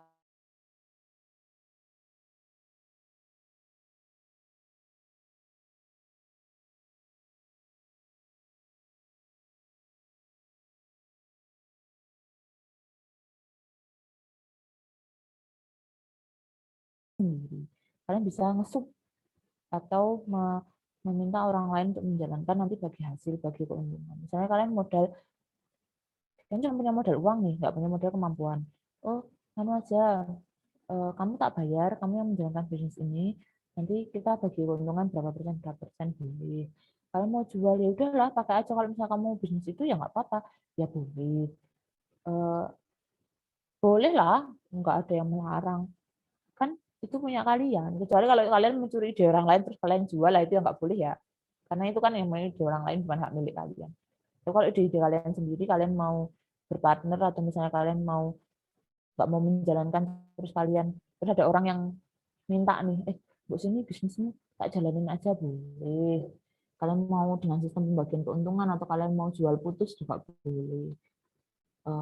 Kan itu juga nggak ada lisensinya ya istilahnya ya. Kayak gitu. Jadi kalau kalian sudah punya hak paten atas bisnis itu, nah itu memang harus statusnya dijual atau disubkan. Ada legasinya. Tapi kalau enggak ya nggak apa-apa. Boleh. Pada prinsipnya apa yang milik kalian itu hak kalian untuk menggunakannya dengan cara seperti apa. Cuma itu tadi emang nggak iman-iman. Kalau misalnya ternyata bisnisnya sukses, terus kalian gelo, wah ngerti oh ini tak garap dhewe. Tahu gitu kan kemarin tak kerjain sendiri. Kayak gitu kan nanti kalian sendiri yang kecewa. Begitu. Begitu Mbak, siapa tadi? Lupa namanya. Oh iya, Agnes. Kak. Sudah cukup Iya, menjawab? Kak, jawabannya. Ya, oke. Sudah, terima kasih, Kak. Sama-sama. Oke Kak, ini ada pertanyaan lagi nih dari teman-teman fasilitator, dari Puji Astuti. Izin bertanya Kak, untuk penyusunan bisnis plan yang paling utama dan paling menonjol dalam penilaian bisnis plan kan biasanya perencanaan produk dan strategi pemasarannya. Nah, apakah ada tips dan trik dari Kak Inam sendiri dalam mengenali sebuah peluang usaha dan inovasi produk serta cara efektif seperti apa menurut Kak Inam dalam mempromosikan produk tersebut di masa pandemi saat ini? Terima kasih. Oke, ya pertanyaannya bagus ya. Intinya, sebenarnya tadi saya sudah ungkit berkali-kali, kalau misalnya mau cari produk apa yang kira-kira bisa dijual, ya intinya riset pasar, karena semuanya itu berawal dari riset. Kalian kan mahasiswa, kalian kan diajari apa-apa itu yang ditekankan ada riset, skripsi ya isinya riset. Riset itu apa tuh? Penelitian. Penelitian tentang apa? Ya tentang apa yang kalian butuhkan. Kalau kalian butuhnya tentang produk yang mau kalian jual, ya risetlah tentang produk yang mau kalian jual. Dengan cara itu tadi apa yang dibutuhkan oleh masyarakat, terutama itu sih, apa yang dibutuhkan oleh masyarakat, apa yang kira-kira laku. Kemudian kira-kira itu sesuai nggak dengan passion kalian. Misalnya gini, kalian nggak suka masak, nggak suka bau masakan, ya jangan bisnis di bidang boga, jangan bisnis di bidang kuliner. Kalau kalian kalian sukanya ini nih,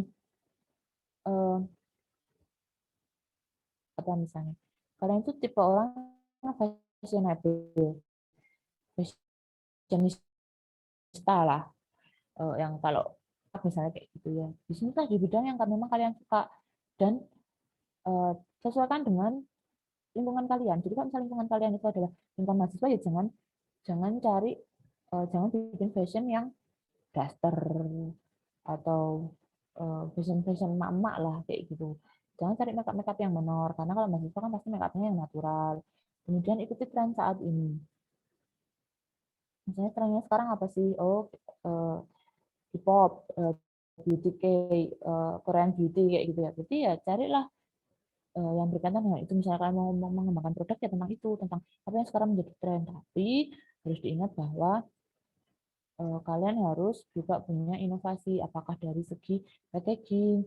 Inovasinya itu tidak harus dalam produknya secara langsung ya, tapi misalnya gini, sama-sama produknya, kalian kan banyak contoh sih. Kalau kalian sering searching, kalian memang benar-benar passionnya di bisnis kayak gitu ya. Misalnya gini, misalnya kalian pengen jualan teh.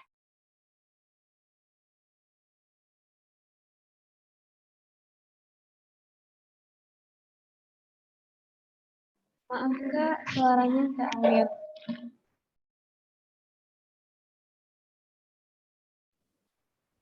Misalnya kalian mau jualan teh celup. Teh celup kan ya begitu-begitu aja. Inovasinya di mana? Tapi kan maksudnya tehnya tuh begitu-begitu aja. Tapi kalian bisa inovasi packagingnya. Oh, packagingnya lebih menarik kayak gitu. Sebenarnya dengan mengubah packaging pun atau mengubah apa istilahnya, dengan cara kalian rebranding pun itu sudah cukup untuk memberikan bisnis kalian perbedaan dibanding bisnis-bisnis yang lain. Itu untuk masih masalah produk ya. Kemudian untuk masalah pemasarannya gimana? Kalau di era pandemi ya paling gampang gimana pemasarannya online dong. Gimana pun sekarang kita adalah masanya online. Apa-apa online, kuliah online, sekolah online, kerja online, belanja online, pesan makan aja online kayak gitu. Mau jajan aja online ya kan. Nah, ya berarti kalian harus bisa mengikuti itu dengan pemasarannya dengan cara apa? Dengan cara online. Manfaatkan marketplace yang sudah ada, Shopee, Tokopedia, Lazada. Kalau misalnya kalian jualannya produk makanan misalnya kayak gitu ya, Gojek, Gojek, GoFood atau misalnya GrabFood atau Shopee Food kayak gitu. Manfaatkan yang sudah ada. Kalau misalnya kalian nggak bisa bikin preference sendiri ya, kecuali kalian tuh yang udah canggih mau bikin website sendiri silahkan. Tapi kalaupun enggak, silahkan manfaatkan dengan cara itu tadi lewat marketplace, atau kalian juga bisa dengan cara ini nih, bikin status WA, Instagram, story atau Instagram feed kayak gitu. Bikin akun Instagram. Sekarang bisnis apa sih bisnis anak muda yang nggak punya akun Instagram sendiri kayak gitu? Ini pasti pada bikin akun Instagram kan untuk memperkenalkan bisnisnya kayak gitu. Kemudian kalau misalnya pasti nanti juga ada yang bertanya, loh misalnya udah dimasarkan lewat marketplace, lewat Instagram nggak laku, gimana dong? Ya berarti kalian harus mencari cara pemasaran yang baru. Lebih ke strategi pemasarannya sih. Misalnya kalian bikin giveaway, kayak gitu. Giveaway itu kan sangat meningkatkan followers Instagram ya kalau berdasarkan pengalaman saya. Ada giveaway atau misalnya kalian bisa lewat Twitter. Twitter juga banyak itu loh apa namanya kayak akun-akun yang memang dia untuk jualan, untuk promo kayak gitu kan bisa memanfaatkan itu untuk marketing. Kalau misalnya target kalian ternyata bukan orang yang menggunakan sosial media atau bukan orang yang bisa pakai marketplace gimana? Ya berarti jangan dipasarkan lewat situ. Terus pemasarannya gimana? Kalian bisa bikin status WA. Berarti kan kalian harus punya kontak target pasar kalian kayak gitu.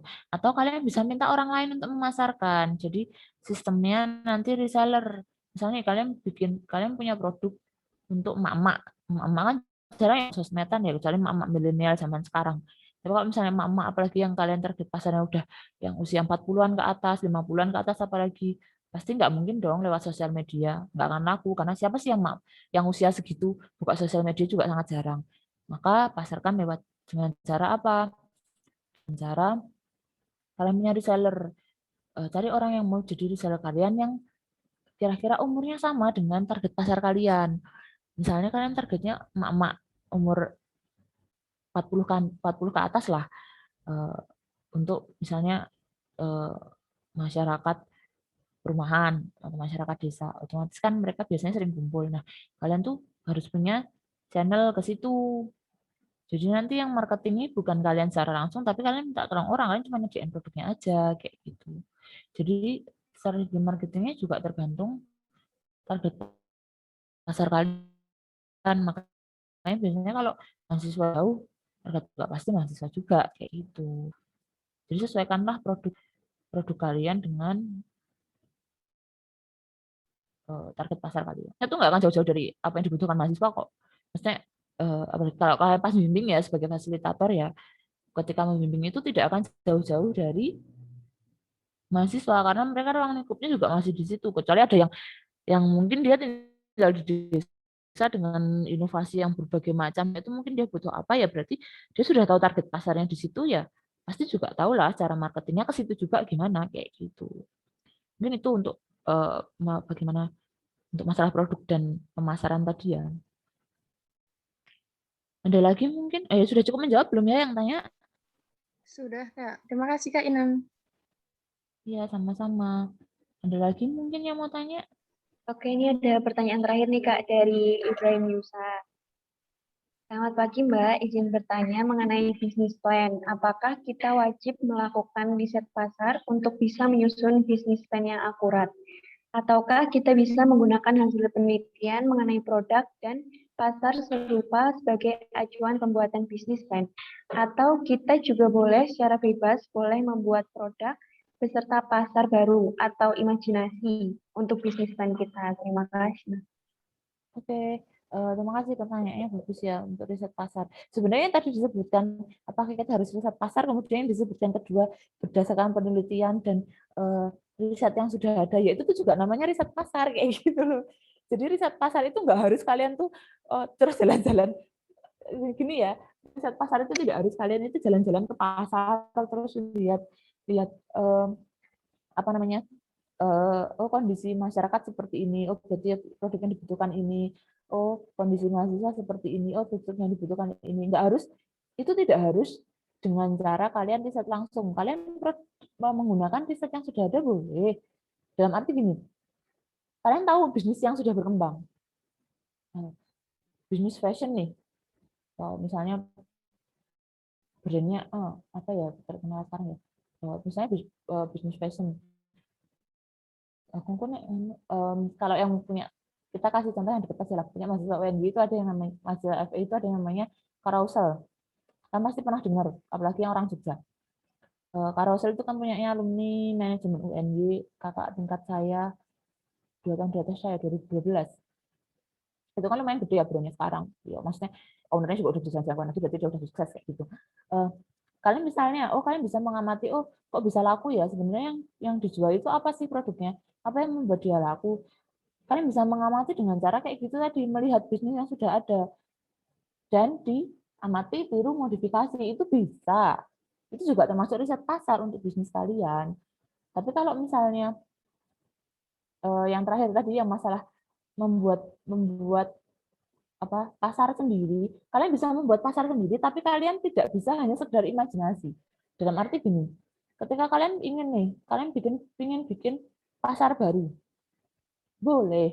Dalam arti kalian bikin apa sih? Kalian mau memperkenalkan produk baru, brand baru yang benar-benar itu belum pernah ada sama sekali, ya nggak apa-apa. Ketika kalian memang yakin bahwa kalian punya tenaga, kemampuan, sumber daya, dan modal yang bisa kalian gunakan untuk mencetuskan brand itu, brand baru itu. Misalnya gini, contohnya ya, dulu kan belum umum nih aplikasi ojek online. Startupnya itu yang mulai siapa? Yang mulai adalah Gojek kalau di Indonesia.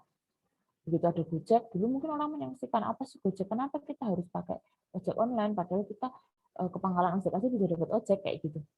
Tapi kan nyatanya sekarang dengan perkembangan zaman, dengan berbagai kemudahan yang ditawarkan, akhirnya itu juga laku kan. Nah, boleh kayak gitu, misalkan berimajinasi. Tapi imajinasi itu kan juga perlu riset pasar, dalam arti nggak mungkin dong orang yang dulu mencetuskan ide untuk bikin Gojek itu sama sekali tidak meriset pasar, alias mengen hanya membayangkan besok akan jadi sebesar ini, pasti nggak mungkin kayak gitu. Pasti juga punya yang namanya target bahwa bisnis ini tuh akan dibawa jalan ke sini loh. Dan untuk tahu bisnis ini akan dibawa ke sini, dibawa jalan dengan jalur A atau dengan jalur B, nanti kalau misalnya ketemu rintangan harus belok kemana, itu pasti butuh riset pasar, butuh penelitian atau butuh pengetahuan lah. Kita bicara pengetahuan, jangan penelitian. Butuh informasi atau pengetahuan tentang bisnis tersebut. Apakah sesuai, apakah sekian tahun ke depan bisnis itu bisa masuk ke masyarakat atau enggak. Kalau misalnya kita bicara tentang sesuatu yang baru ya, yang benar-benar baru. Kita nggak mau nih cuma amati tiru modifikasi. Maunya bikin sesuatu yang benar-benar fresh dan benar-benar baru, maka oke, gunakan imajinasi, tapi juga didukung dengan informasi yang ada. Jadi tetap aja namanya riset pasar atau pencarian informasi tentang siapa yang kalian tuju, bagaimana kalian akan memasarkan, itu sangat diperlukan. Walaupun tidak untuk hanya sekarang, alias tidak untuk dalam jangka waktu 1-2 tahun ini, tapi mungkin 5 tahun ke depan. Kalian sudah memulai membayangkan nih, besok bisnis saya 5 tahun ke depan akan jalan seperti apa. Dan itu pasti perlu yang namanya riset pasar. Entah kalian riset sendiri, entah kalian menggunakan riset yang sudah ada, kalian bisa baca penelitian publik, penelitian sosial, kan banyak penelitian sosial terutama penelitian tentang teknologi, kira-kira teknologi kalian bisa memprediksi atau kalian baca prediksi. Banyaklah kalian di internet itu, kalian modal internet aja bisa kok. Kalian baca prediksi tren 5 tahun ke depan, tren internet 5 tahun ke depan, tren itu, dan kalian bisa menggunakan riset itu tanpa kalian harus melakukan riset atau penelitian yang memang real, penelitian kalian lakukan sendiri. Kan penelitian itu ada banyak macamnya, riset itu ada banyak macamnya. Ada yang riset secara langsung ke tujuan, ke target pasarnya, dengan cara misalnya kalian bikin angket, bikin kuesioner, kalian tanya-tanya ke teman-teman kalian. Ada yang riset pasarnya dengan cara mengamati tren. Jadi berdasarkan data yang kalian peroleh dari berbagai sumber lah, internet terutama, karena sekarang apa di internet ada ya, itu kalian menyimpulkan bahwa kira-kira 5 tahun ke depan kalian bisa prediksi kayak gini. Prediksi kalian bisa tepat, bisa enggak. Tapi ketika kalian sudah melakukan riset, paling enggak 75% prediksi kalian itu akan tepat kayak gitu. Jadi tetap nggak bisa sekedar imajinasi. Oh, aku mau bikin apa ya? Misalnya aku mau bikin manusia bisa terbang sendiri, kan itu tuh imajinatif sekali ya. Tapi kan nggak mungkin kayak gitu loh. Nggak real kayak gitu loh. Jadi tetap harus sesuai dengan realita, bahwa realita yang ada. Karena apa? Ketika kalian hanya bermodalkan imajinasi tanpa kalian tahu kebutuhan masyarakat atau tren sekian tahun ke depan, mengamati tren itu juga termasuk riset ya. Kalau kalian tidak tahu sama sekali atau kalian cuma mengada-ada, ya siapa yang mau ditarget kayak gitu. Siapa yang mau disasar, siapa yang mau beli, apakah dan juga apakah bisnis kalian memang bisa jalan dengan cara imajinatif seperti itu atau enggak kayak gitu. Tetap semua itu memerlukan riset. Dalam bentuk apapun terserah, silahkan. Kalian mau riset langsung boleh, kalian mau mengamati pasar yang di sekeliling kalian boleh, kalian mau searching lewat internet boleh, kalian mau AMT dengan produk yang sudah ada, yang sudah terkenal juga boleh. Terserahlah, silahkan. Itu semuanya adalah namanya riset pasar tuh kayak gitu ya. Jadi riset itu tidak terbatas pada penelitian yang harus nyebar angket, dapat data. Enggak. Itu penelitian kuantitatif. Itu kayak gitu.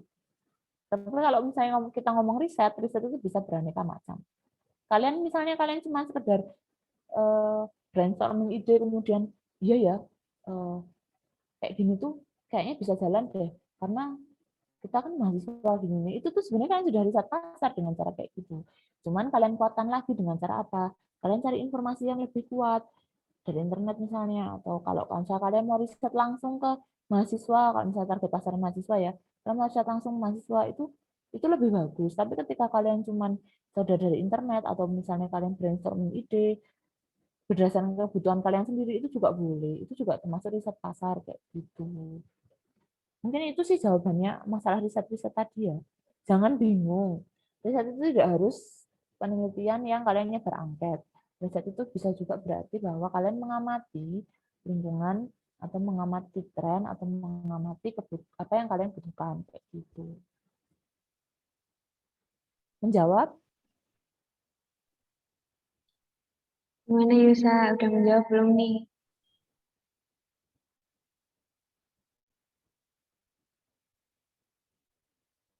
Ini sudah jelas ya Kak.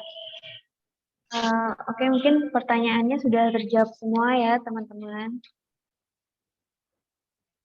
Oke Kak, karena sudah tidak ada yang bertanya lagi, dari Kak Inam boleh nih memberikan closing statement dan juga motivasi ataupun pesan untuk fasilitator entrepreneur. Silakan Kak. Closing statement-nya apa ya? Ya intinya gini sih, kalau saya mengurusi SDP entrepreneur itu 2 tahun. Sama lah. Intinya tuh bikin bisnis plan kayak gitu ya, karena yang bisa kelihatan langsung adalah bisnis plan. Ketika kalian jadi kalian jadi fasilitator, bagi yang kalian pasti ada yang jurusannya pendidikan, gunakan itu sebagai sarana kalian untuk berkembang juga. Jadi kalian bukan cuma memfasilitasi atau mengajari adik-adik tingkat kalian, tapi juga gunakan itu sebagai ajang kalian untuk mencari sebagai sarana kalian untuk lebih mendalami bisnis plan. Otomatis kalau kalian ngajari kan kalian harus belajar lagi. Itu yang pertama. Yang kedua, perlakukanlah maba kalian seperti kalian ingin diperlakukan. Maksudnya gini, pasti nanti ketika proses SDP itu akan banyak yang hilang-hilangan. Percayalah, pasti nggak semuanya itu akan sesuai dengan apa yang kalian targetkan. Wah, besok maganya kalian bimbing 20 misalnya gitu, per kelompok bimbing 20. Nggak mungkin 20 itu aktif semua. Nah, apa ya? Kalau bisa ya perhatikanlah satu persatu siapa yang ada di bawah bimbingan kalian. Kalau nggak bisa, kalian bisa dengan cara kayak MLM gitu loh. Jadi kalian punya pasti kan nggak individu kan, pasti kelompok kan. bikin bisnis plan-nya. Nah, kalian bisa pegang ketua kelompoknya, cari ketua kelompok yang bisa dipercaya kayak gitu. Dan ikhlaslah dalam menjadi fasilitator. Dalam arti pasti prosesnya itu akan panjang dan juga akan banyak kendala masalah yang kalian hadapi. Tujuanlah kalian sebagai fasilitator itu adalah tujuannya kalian juga belajar dan juga kalian itu berbagi ilmu sehingga kalian tidak merasa terbebani ketika nanti hasilnya tidak sesuai dengan target yang sudah kalian rencanakan gitu. Dan sabar. Jadi fasilitator namanya ketemu adik tingkat itu harus sabar kayak gitu. Itu saja sih intinya kalau untuk fasilitator ya, semangat sampai selesai. Fasilitatornya tidak boleh hilang-hilangan, kalau mabanya aja nggak boleh hilangan, apalagi fasilitatornya. Karena pasti lama kan. Gitu. Jangan susah dihubungi. Dan harus sabar. Seperti itu sih pesan saya. Semoga ilmu yang saya sampaikan hari ini bermanfaat. Semoga menambah pengetahuan kalian semua tentang bisnis plan. Kalau misalnya nanti mungkin masih ada pertanyaan mengganjal atau apa, ketika kamu menghubungi saya juga ya silahkan boleh menghubungi saya. Kalau pas saya bisa jawab ya nanti akan saya jawab. Begitu Mbak Aulia. Oke, baik. Terima kasih Kak Inam atas closing statement-nya dan juga semangatnya. Oke, dari diskusi kita kali ini, izinkan saya membacakan kesimpulan atas pemaparan materi yang telah disampaikan oleh pembicara kita. Kesimpulannya adalah, dalam menyusun bisnis plan yang menarik, kita memerlukan adanya visi misi, analisis SWOT, dan SDM yang perlu diperhatikan dengan baik. Dan dalam mengemas ide bisnis kita memerlukan beberapa pertimbangan, seperti apa saja yang sedang dibutuhkan oleh masyarakat dan minat masyarakat. Kemudian dalam penyusunannya, bisnis plan juga memerlukan riset pasar dan juga pengemasan yang menarik, serta penyusunan laporan keuangan yang baik. Dari teman-teman juga jangan lupa nih dalam mempresentasikan bisnis plan ada beberapa hal yang perlu diperhatikan, yaitu materi yang diberikan harus kuat, buatlah outline, menarik, dan pastinya yang paling penting yaitu teman-teman harus perbanyak latihan ya agar bisa mengatur waktu dengan baik. Nah, itulah sesi diskusi kita di hari ini, teman-teman. Semoga apa yang kita dapatkan ini bisa bermanfaat untuk kita, baik itu sekarang maupun ke depannya. Baik, Kak Inam, mohon maaf karena akan ada sesi penyerahan sertifikat. Bisa di stop screen terlebih dahulu ya, Kak.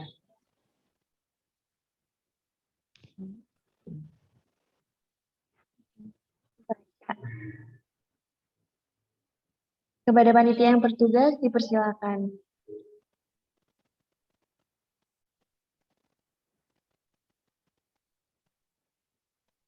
Oke, baik Kak. Kami serahkan sertifikat dari Panitia SDP kepada Kak Inam selaku pembicara workshop entrepreneurship pada pagi hari ini. Sekali lagi terima kasih kepada Kak Inam. Ya, sama-sama.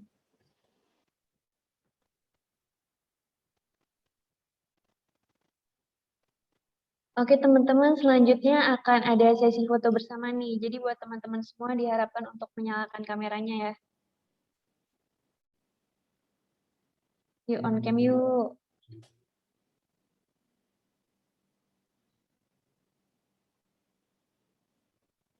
Yuk, teman-teman, masih banyak nih yang off cam.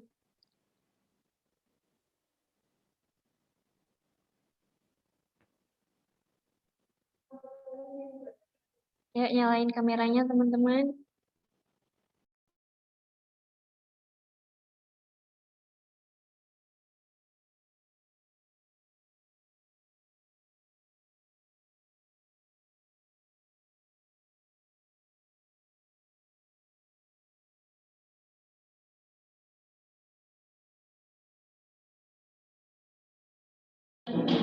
Yuk, teman-teman yang belum nyalain kameranya, silakan bisa dinyalain dulu.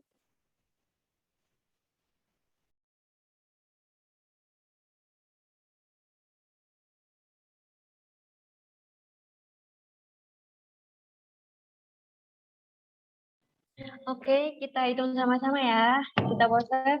1, 2, 3. Oke, sekali lagi. 1, 2, 3.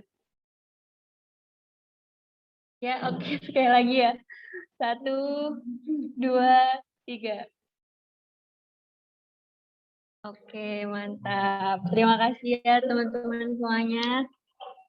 Akhirnya kita sudah sampai di penghujung acara workshop fasilitator 2. Terima kasih atas antusias dan partisipasi teman-teman semua untuk mengikuti keseluruhan acara kita pada hari ini. Semoga bermanfaat dan dapat memberikan semangat teman-teman semua untuk berproses bersama di SDP FE UNY 2021. Oh ya teman-teman, jangan lupa ya pada presensi. Oke, saya selaku MC pamit undur diri. Mohon maaf apabila dalam memandu jalannya acara ini terdapat kesalahan maupun tutur kata yang kurang berkenan. Wassalamualaikum warahmatullahi wabarakatuh. Waalaikumsalam warahmatullahi wabarakatuh.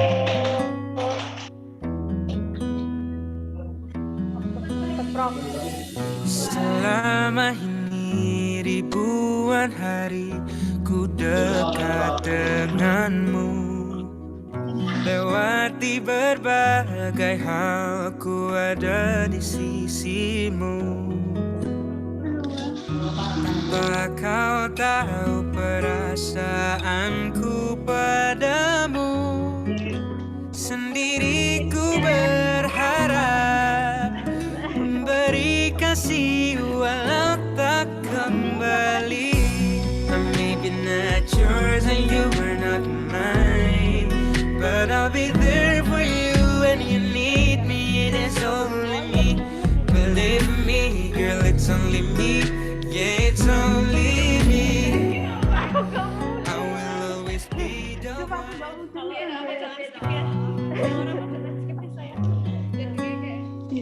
Itu Mbak udah habis ini bicaranya siapa? Selama ini ribuan hari ku dekat denganmu, lewati berbagai hal ku ada di sisimu. Tanpa kau tahu perasaanku padamu, sendiri ku berharap beri kasih walau tak kembali. Maybe not yours and you are not mine, but I'll be there for you when you need me. It's only me, believe me, girl, it's only me. Yeah, it's only me. Ada jurnal berbeda toh. Pengisinya ada siapa? Gimana? Ini kan ruangnya ini beda-beda kan. Kan tadi pagi banyak tuh yang ngumpul. Saya masih kok. Oh ya, yang